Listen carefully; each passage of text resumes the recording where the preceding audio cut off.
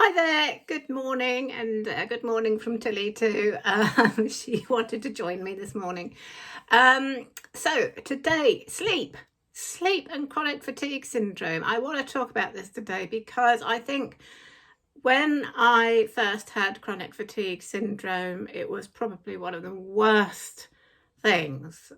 Waking up in the morning feeling like you hadn't slept at all. You might have slept right through the night, that feeling that you've, I don't know, been out dancing all night when you actually, haven't, and waking up completely exhausted. I think it's one of the most depressing, awful feelings, especially if you've got a full day ahead. And when I was first diagnosed with chronic fatigue, I was in education, I was teaching, so yeah, wasn't the best.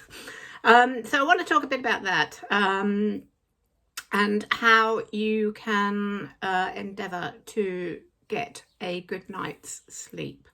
Nowadays, I do have refreshing sleep, which is I am so grateful for that every morning, having known what it is like to wake up without that feeling of refreshment. So here are some of the things that I recommend. So I think it's important that you do all of the things necessary to try and recover from chronic fatigue. That is going, all of the things put together are going to help improve your sleep anyway. And so one of the things I recommend most of all is meditation and mindfulness, a regular practice of meditation and practicing mindfulness during the day. Also,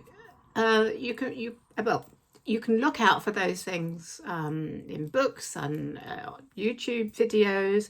I also have a course in mindfulness for fatigue on Udemy. The link is below.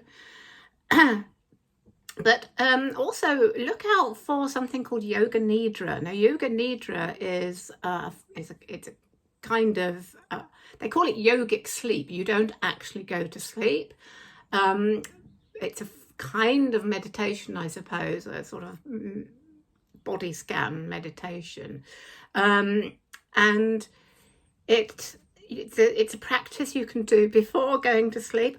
Or I find it very useful if you wake up in the morning and, maybe you wake up too early and you don't feel you've had enough sleep. Yoga Nidra is very good to do first thing in the morning too, to just help replace a little bit of sleep.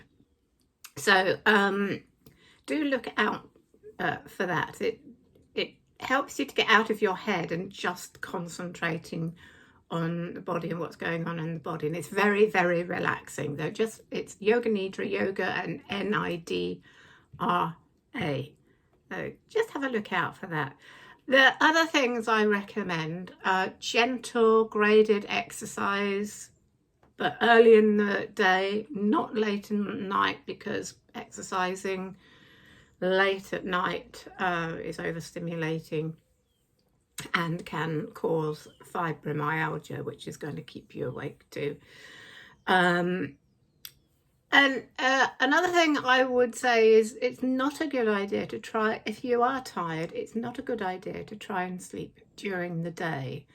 And it can be tempting.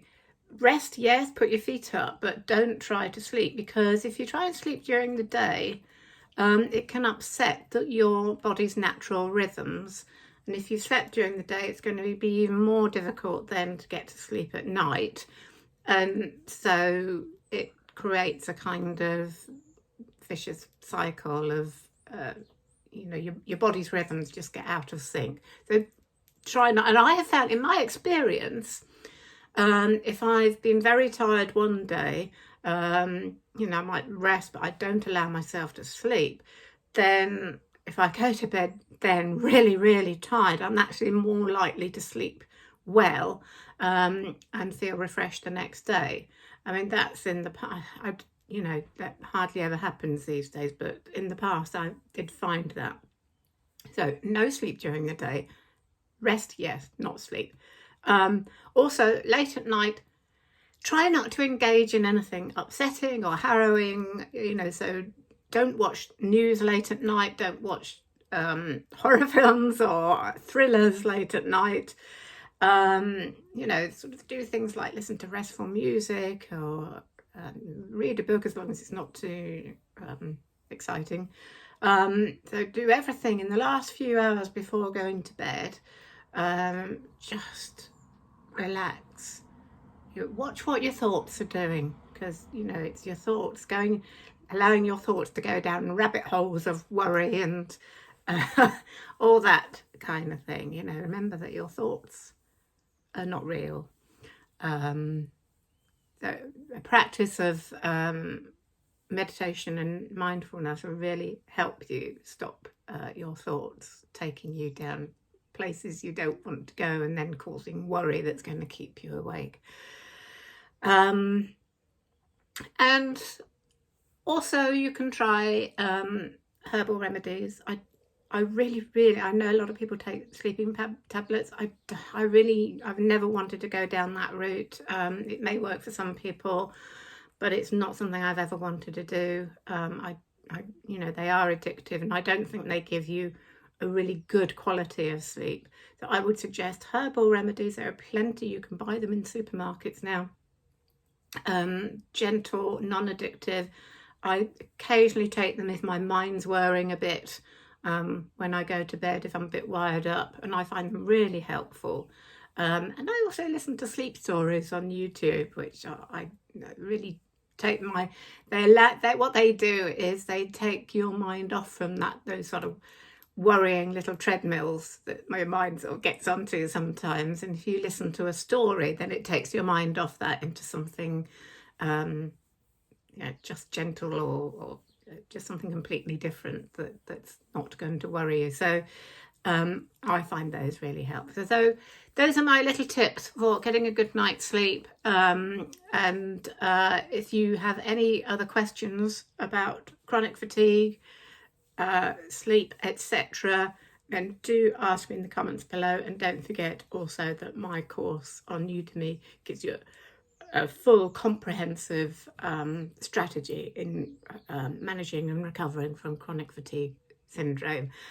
So that's all from me. Don't forget to subscribe, and I will see you again soon. That's bye from me and bye from Tilly. Bye.